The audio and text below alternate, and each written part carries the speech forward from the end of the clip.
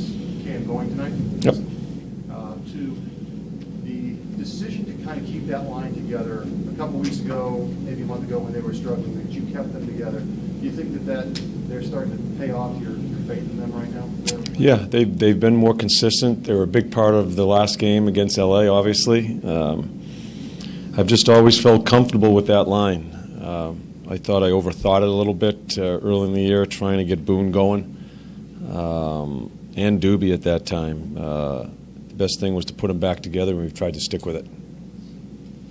Charlie, when did you realize that Werenski was going to be able to make a significant contribution this year, and where has he had his greatest impact for you? Well, I watched him during the playoffs, and you could see his skill level. You could see his strength. A lot of different things about his game. I was anxious to see, you get out of the American Hockey League, you come to a National Hockey League camp, you want to see him with some NHLers, and you really don't see that until later in camp, because usually when you're playing exhibition games, you're playing against minor league guys early in the exhibition season. As the camp went on, we gave him the power play, watched him late in the camp, and then early season, you could see not just his skill, but just his mental preparation and how he could handle things. So it started pretty quickly. There's a lot to do with him away from the puck.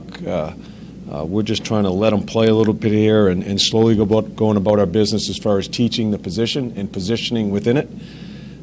But he's going to be a hell of a player, has been, and he has such a bright future.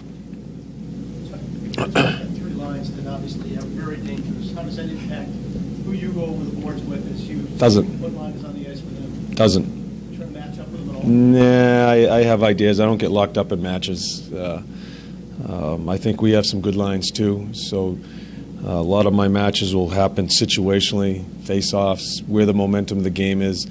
I'm not going to get locked into it because I think we have a pretty good set of lines also. Do you see similarities in the way these two teams have gotten to where they are today? I haven't spent too much time watching Pittsburgh or seeing how they've gone about it.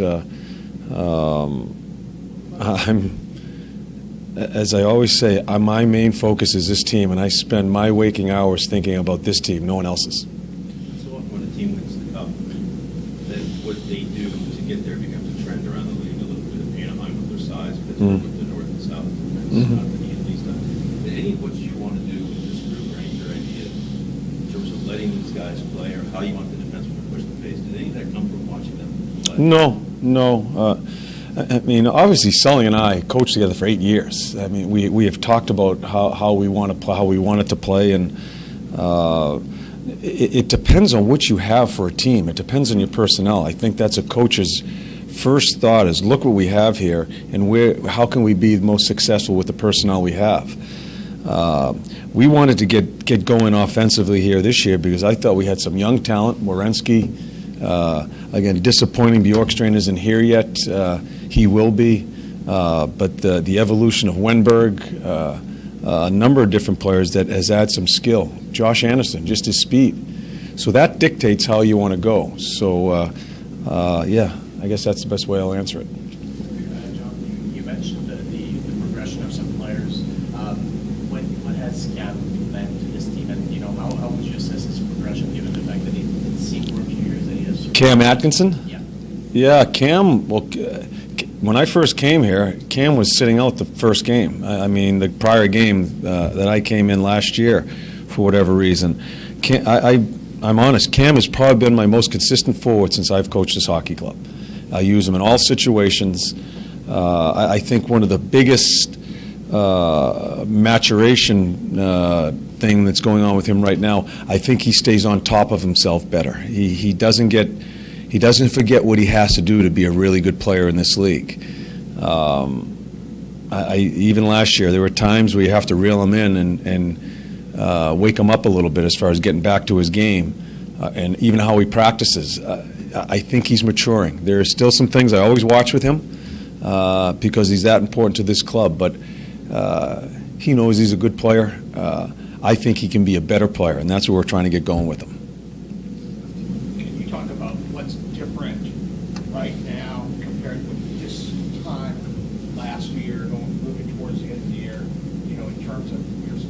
Our team? Yeah. Mental.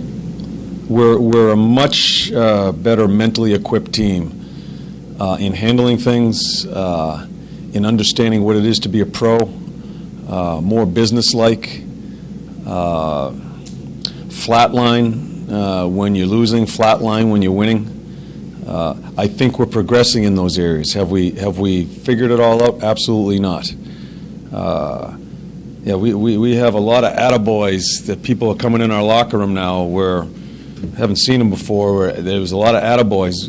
We have to stay so focused on what we have to do each day because we are simply not good enough to think we're okay here now. We have to concentrate every day on what we're trying to do, and that's where I think we've made the biggest improvement, but still have to improve even more.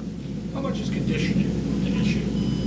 Yeah, the camp was very rigorous. It was a camp that I thought, again, everybody thinks it's a physical thing. It certainly was physical, the volume of skating, but quite honestly, it's probably more mental as far as some of the things they've had to go through, and that's where I think you progress in handling things. So I was really pleased at the conditioning level coming into camp. I was even more pleased after we left camp as far as where we were mentally going through those conditioning skates. You talked before about the importance of playing in meaningful games. I know you want this to be game 31, but in terms of the way your players handle this, building up to a pretty meaningful game, not only building up to it, but the way they play it.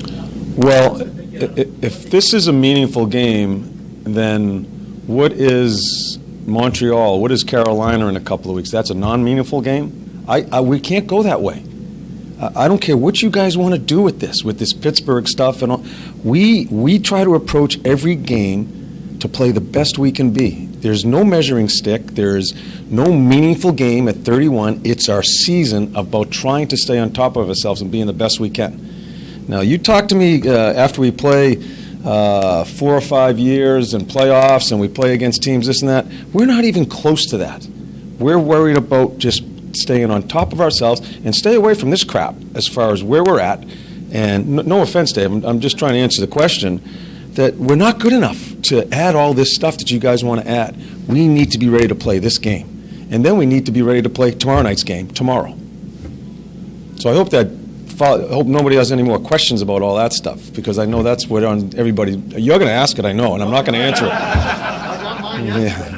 Yeah. You got yours. You got 6 of them yesterday regarding this. I know it's game 31. To dovetail off Dave's question earlier about matching, do you at times, is there somebody with Johnson and Savard that you sometimes try to get out against? You'll have to ask Shazi. We talk about it, and Shazi runs the D. I don't get anywhere near him matching, and he reads the D. He reads how they're playing. He decides where the game is going and which situations, and that's his ball game. So you're going to have to ask him. We've had too many home and homes or home back-to-backs. You not even think about tomorrow's game. No. Coaching tonight. You just No. everything out. No, we are worried about this game here tonight. Yes. Thanks. Okay. Thank you.